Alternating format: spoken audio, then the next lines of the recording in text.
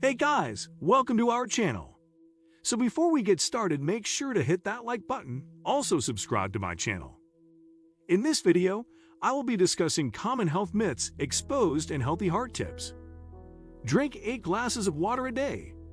Does your body run best on 8 glasses of water a day? Not necessarily. Everyone has different fluid needs. The weather, both temperature and humidity, plays a part, and so does your size, gender, and level of activity. So are 8 glasses of water a day really linked with good health? Some say 8 glasses of water helps with weight loss. That wasn't true of 38 overweight and obese teens though, who were asked by researchers to drink more water for 6 months. Those researchers found no link between drinking 8 glasses of water and weight loss. Others claim that drinking extra water beyond what you're thirsty for helps hydrate or smooth skin, reduces headaches, or helps flush more toxins from kidneys. These claims were carefully reviewed and found untrue. There is no clear evidence of benefit from drinking increased amounts of water, the researchers concluded. Instead, this study found that drinking when thirsty is good enough for most people. Do eggs harm your heart? Are eggs linked to high blood cholesterol? Eggs pack lots of cholesterol compared to other foods. Cholesterol in the blood is strongly related to heart disease and heart attacks. So eating lots of eggs should be bad for your heart, right? It seems true, but most nutritional studies say otherwise. As many as 1 egg per day does not raise your risk of cardiovascular disease, which can lead to a heart attack, for people with normal cholesterol. That could be because eggs have other heart-protecting properties beyond cholesterol.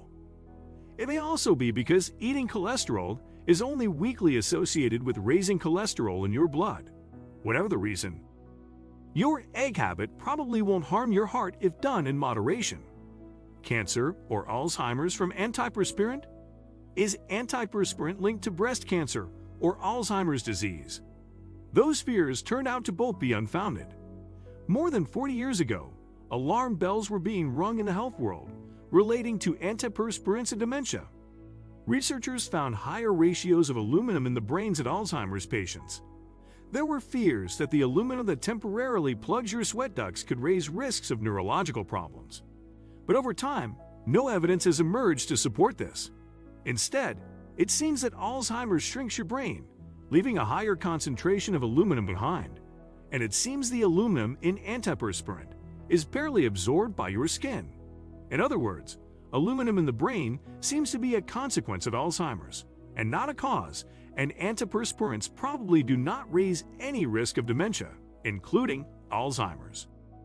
It was poorly understood science that started the Alzheimer's scare, but a chain email was responsible for convincing lots of women in the 1990s that their antiperspirant was raising their risk of breast cancer. The email falsely claims that antiperspirant traps harmful chemicals inside your body.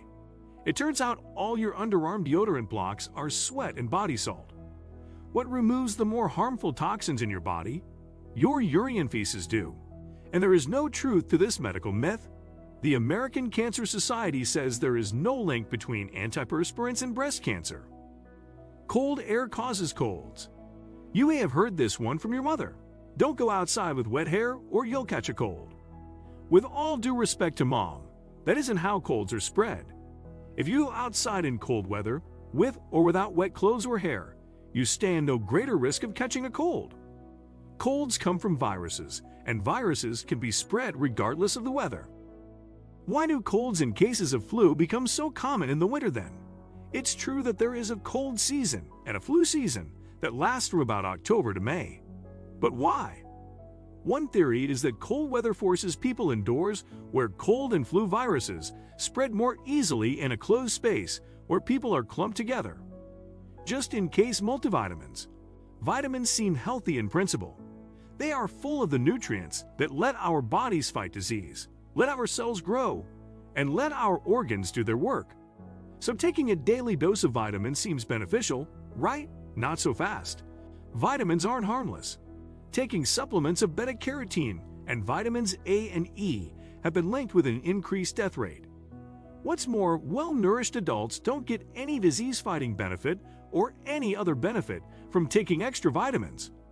Most Americans get all the vitamins they need from their diets and extra isn't helpful.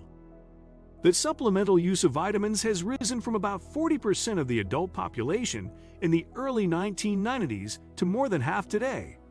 Lots of people take their vitamins just in case, but many doctors say money spent on multivitamins is wasted.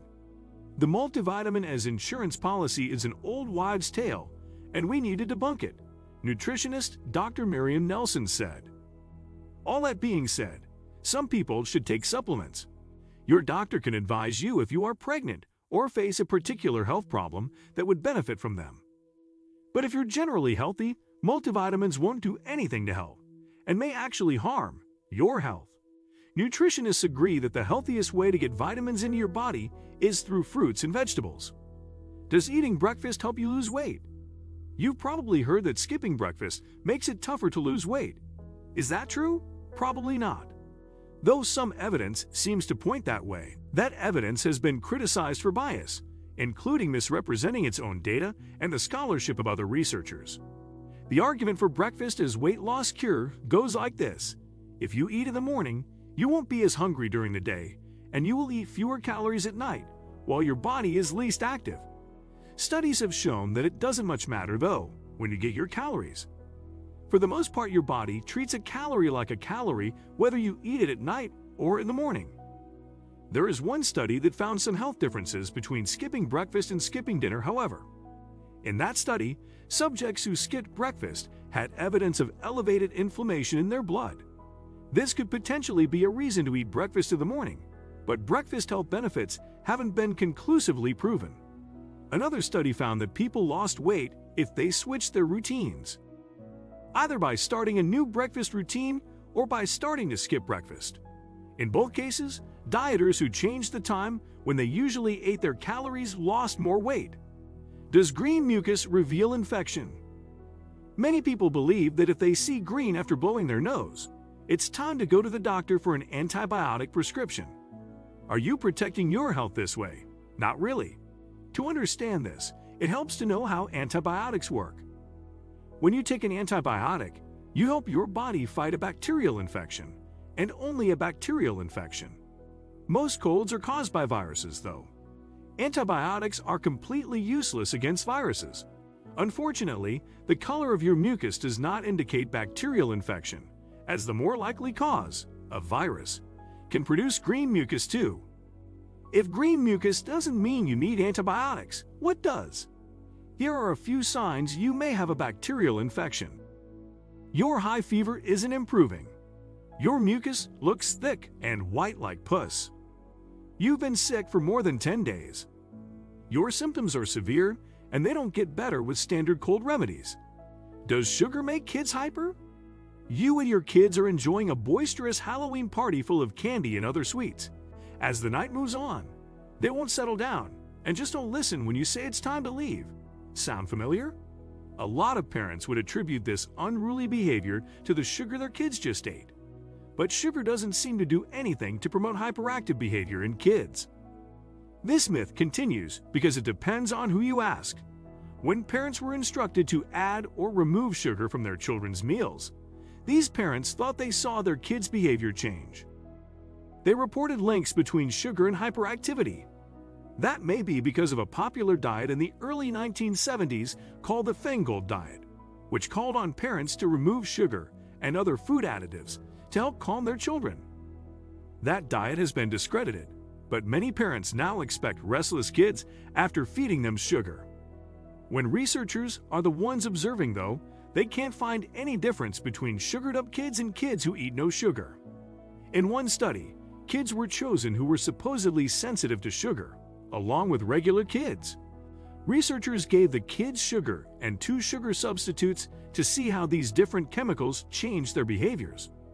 What they found was that there weren't any significant differences between any of the kids. That would seem to put this myth to rest, but the idea that sugar causes hyperactivity persists.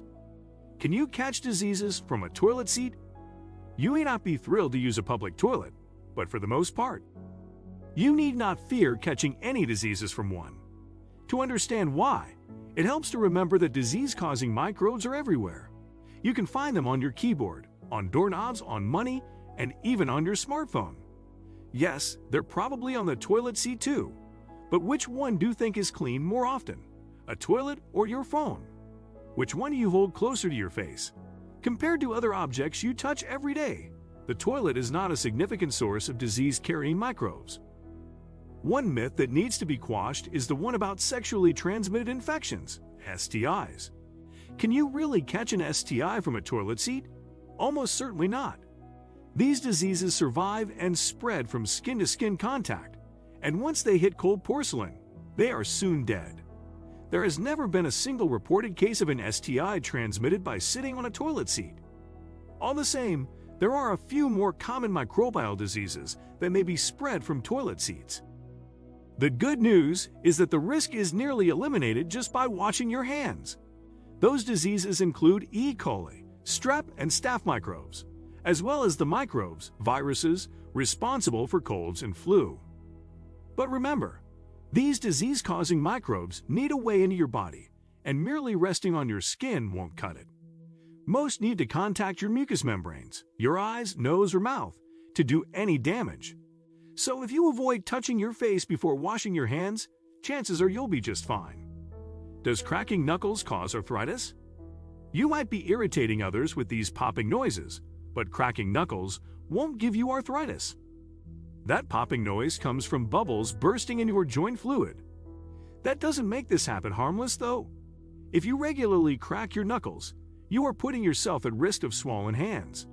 Chronic knuckle crackers are also more likely to lose some of their grip strength. Are natural foods always best? Consumers like natural foods, and the food industry knows this. Foods such as ice cream, potato chips, and soda can be found labeled organic or natural on grocery store shelves. Does this make them healthier? Not necessarily. Salt is natural, and so are many toxins. Describing a food as natural doesn't tell you enough to make a healthy choice. To know if a food is healthy, you have to check the label. Even foods with organic or natural ingredients can be full of saturated fat, sugar, and other sources of empty calories. Natural things aren't necessarily healthier, but of course a lot of them are. Healthy eaters skip over processed foods, often full of artificial chemicals, and fill their grocery carts with wholesome fruits, vegetables, and whole grains. Are vaccines harmful? Vaccines have been under fire. Fear of vaccines has led many parents to delay them or avoid them altogether in the treatment of their children. Are the fears justified? Can vaccines cause harm?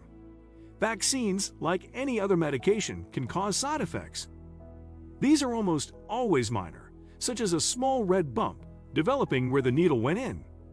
Rarely allergies are triggered by vaccines, and doctors and nurses are trained to look for them. It's not a bad idea to keep an eye on your child for signs of allergic reaction for a few days after vaccination. The downside to the shot is a little inconvenience. The upside is protection from extremely dangerous and often deadly diseases.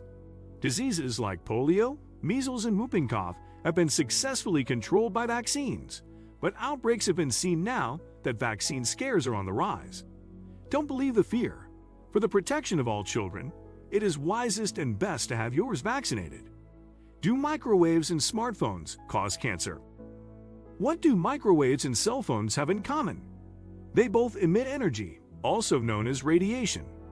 What do they have to do with cancer? Not much. Some inventions that emit energy can damage DNA and raise cancer risks, such as X-ray machines. Similarly, the UV light that radiates from the sun can cause skin cancer. But not all energy-emitting things harm your DNA. Your own body, for instance, radiates energy to create warmth. To understand why X-rays can damage DNA, but smartphones and microwaves can't, you need to know something important about radiation. Radiation can be either high energy or low energy. It all exists on what's called the electromagnetic spectrum. High-energy radiation like X-rays and the gamma rays that are propelled from nuclear explosions can damage your DNA. However, low-energy radiation, including the kind that comes from smartphones and microwaves, is not powerful enough to harm DNA. Even so, research is ongoing as to whether cell phones or cell phone towers cause tumors or other forms of cancer. Some think that even without damaging your DNA, The radio waves emitted to send your cellular signal could harm you. However, the American Cancer Society says there is very little evidence of harm from cell phone towers. When it comes to the phones themselves, evidence is limited and more research is needed. Are bacteria always harmful? When you hear the word bacteria, does it make your skin crawl? Those tiny single-celled organisms are responsible for some terrible diseases, including tuberculosis, syphilis, and cholera. Sounds like you wouldn't want to be anywhere near bacteria, right? There's a problem, though. There are more bacterial cells in your body than human cells. Does homeopathy treat or cure disease? Homeopathy is the practice of mixing a tiny amount of a drug or herb into water in an attempt to reverse the drug or herb's effects. Homeopathic practitioners believe water can retain the memory of a drug in this way. It's been practiced since the 1700s, a time when modern medicine frequently killed its patients, and at that time the relative harmlessness of homeopathy, the cures were essentially water, led many to assume it worked. Scientists have now studied homeopathy hundreds of times. They've reviewed the evidence from these studies over a dozen times in meta-studies. The result? They all failed to provide strong evidence in favor of homeopathy, according to physician and trained homeopath Edzard Ernst, who wrote a review of the meta-studies. Homeopathic treatments continue to be sold in pharmacies and supermarkets, even though they are often little more than water. They don't need to prove their effectiveness to be placed next to other medicines. This may change, however, as the FDA has introduced new rules making it tougher for homeopathic remedies to find a place next to scientifically proven medicine on drugstore shelves. Do blood type diets work? Can your blood type lead you to a weight loss cure? A diet book came out in 1996 claiming it can. It proposed several diets depending on a person's ABO genotype. It took 18 years, but researchers put this idea to the test. The results probably won't make your heart beat faster. The researchers studied 1,455 people. They found that the specific diets may have healthy results, but that was true no matter what blood type you have. For example, participants who followed the type O diet were basically following a low-carb meal plan, and the same benefits from that type of diet could be expected for anyone. Since it didn't matter what the dieter's blood types were, this large study served to debunk the whole concept, marking diet based on blood type a health myth. Can you detoxify your body? Does your body need a cleanse to flush itself of toxins? The idea is appealing. If you could rid your body of bad chemicals that would give you more energy, mental focus, or better sleep, wouldn't you do it? There's also something satisfying about taking bad things out of your body, especially if you're told it will cure another health problem. So does detoxifying your body work? For doctors to know if a detoxification therapy works, they need to know two things. First, they need to know what toxin is being removed from the body. Second, they need to know how it will be removed. A group of scientists reviewed 15 products that claim to detoxify your body. The products ranged from face scrubs to bottled water. Most of the companies selling these products simply renamed ordinary processes like cleaning or brushing, calling them detoxifying. For example, one of those face scrubs detoxified dirt and makeup, exactly what you would expect any facial scrub to do. The investigators said these companies could neither explain how they removed toxins nor what toxins their products were designed to remove. In other words, they simply used detox as an advertising buzzword. So if a product claims to cleanse your colon, chelate your kidneys, or help you sweat out toxins, think twice before purchasing. Legitimate detoxification happens in a hospital, and usually only when something has seriously gone wrong, like in patients with heavy metal poisoning or medical treatment of an alcoholic. Can special products boost your immune system? Many products claim to improve or boost your immune system in some way, but they tend to be fuzzy on the specifics. You should ask yourself, what part of the immune system does it boost? Your immune system is a complex series of processes involving antibodies, certain proteins, parts of your blood, including white blood cells, and much more. When a product simply says it boosts immunity but doesn't say how, that should raise a red flag. What's more, there are ways your immune system can be elevated that would be harmful to your body. One of the most important aspects of your immune function is inflammation, the natural process your body enacts to fight off bacteria, viruses, and anything in your body that your cells don't recognize as a part of your body. Activating your inflammatory response is one way a product can boost your immune system, but it would also be boosting your risk of stroke, heart attack, and other health problems. Your best shot at improving your immune response is to follow the health basics. Get plenty of sleep, exercise regularly, and eat healthy foods. Even in these areas, research is ongoing and plenty of controversy remains. You only use 10% of your brain? If you only used 10% of the brain, does that mean you could remove 90% and be fine? People who support this common claim say that if you were able to use the rest of your mental power, you could unlock tremendous abilities hiding deep within. The only trouble? It's not at all true. It could be that 1930s rat studies led to this idea. In these studies, parts of rats' brains were removed, and the rats could still perform basic tasks. But that was only a specific portion of the rodent's brains, and the rats may have had other deficiencies that weren't tested. Wherever the myth came from, it remains a myth. Brain scans clearly show that no matter what activity you do, your brain is active and engaged. Sure, some parts of the brain are turned on for some activities more than others, but there aren't any areas that aren't used. Does swimming right after eating give you cramps? How long should you wait to swim after eating?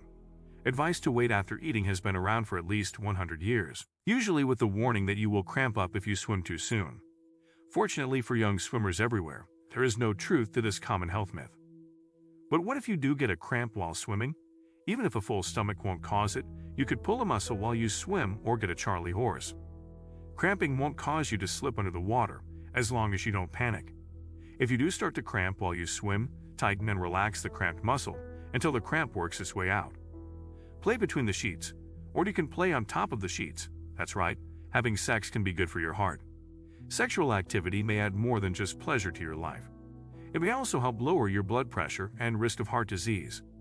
Research published in the American Journal of Cardiology trusted source shows that a lower frequency of sexual activity is associated with higher rates of cardiovascular disease. Knit a scarf. Put your hands to work to help your mind unwind.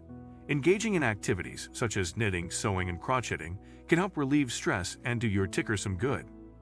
Other relaxing hobbies, such as woodworking, cooking, or completing jigsaw puzzles, may also help take the edge off stressful days.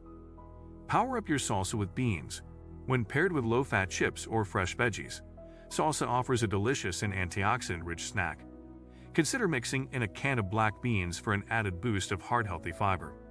According to the Mayo Clinic, a diet rich in soluble fiber can help lower your level of low-density lipoprotein or bad cholesterol. Other rich sources of soluble fiber include oats, barley, apples, pears, and avocados. Let the music move you. Whether you prefer a rumba beat or two-step tune, dancing makes for a great heart-healthy workout. Like other forms of aerobic exercise, it raises your heart rate and gets your lungs pumping. It also burns up to 200 calories or more per hour, reports the Mayo Clinic. Go fish. Eating a diet rich in omega-3 fatty acids can also help ward off heart disease. Many fish, such as salmon, tuna, sardines, and herring, are rich sources of omega-3 fatty acids.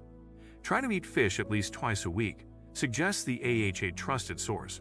If you're concerned about mercury or other contaminants in fish, you may be happy to learn that its heart-healthy benefits tend to outweigh the risks for most people. Laugh out loud. Don't just LOL in emails or Facebook posts. Laugh out loud in your daily life. Whether you like watching funny movies or cracking jokes with your friends, laughter may be good for your heart. According to the AHA trusted source, research suggests laughing can lower stress hormones, decrease inflammation in your arteries, and raise your levels of high-density lipoprotein, HLD, also known as good cholesterol. Stretch it out. Yoga can help you improve your balance, flexibility, and strength. It can help you relax and relieve stress.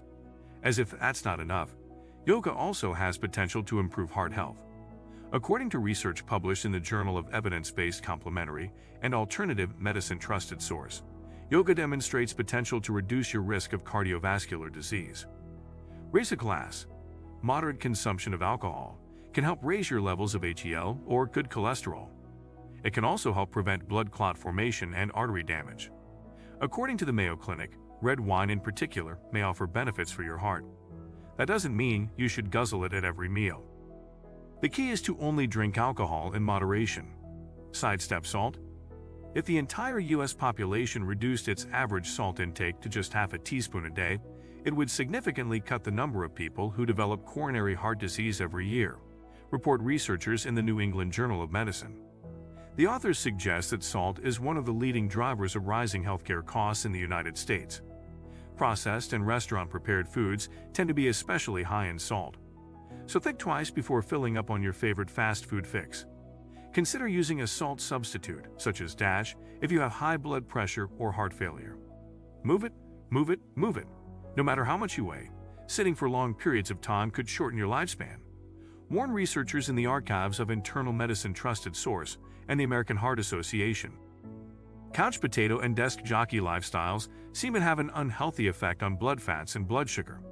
If you work at a desk, remember to take regular breaks to move around. Go for a stroll on your lunch break and enjoy regular exercise in your leisure time. Know your numbers. Keeping your blood pressure, blood sugar, cholesterol, and triglycerides in check is important for good heart health. Learn the optimal levels for your sex and age group. Take steps to reach and maintain those levels. And remember to schedule regular checkups with your doctor. If you want to make your doctor happy, keep good records of your vitals or lab numbers, and bring them to your appointments. Eat chocolate.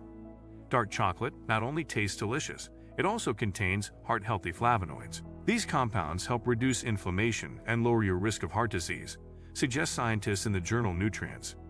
Eaten in moderation, dark chocolate, not over-sweetened milk chocolate, can actually be good for you.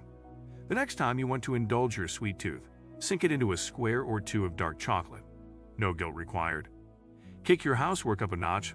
Vacuuming or mopping the floors may not be as invigorating as a body slam or Zumba class. But these activities and other household chores do get you moving. They can give your heart a little workout, while burning calories too.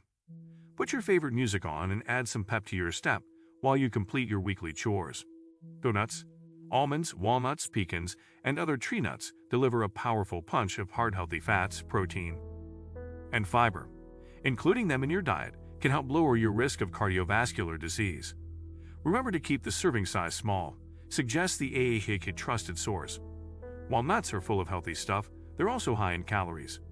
Be a kid, fitness doesn't have to be boring. Let your inner child take the lead by enjoying an evening of roller skating, bowling, or laser tag. You can have fun while burning calories and giving your heart a workout. Consider pet therapy. Our pets offer more than good company and unconditional love. They also provide numerous health benefits. Studies reported by the National Institutes of Health, NIH, suggest that owning a pet may help improve your heart and lung function. It may also help lower your chances of dying from heart disease. Start and stop. Start and stop, then start and stop again. During interval training, you alternate bursts of intense physical activity with bouts of lighter activity.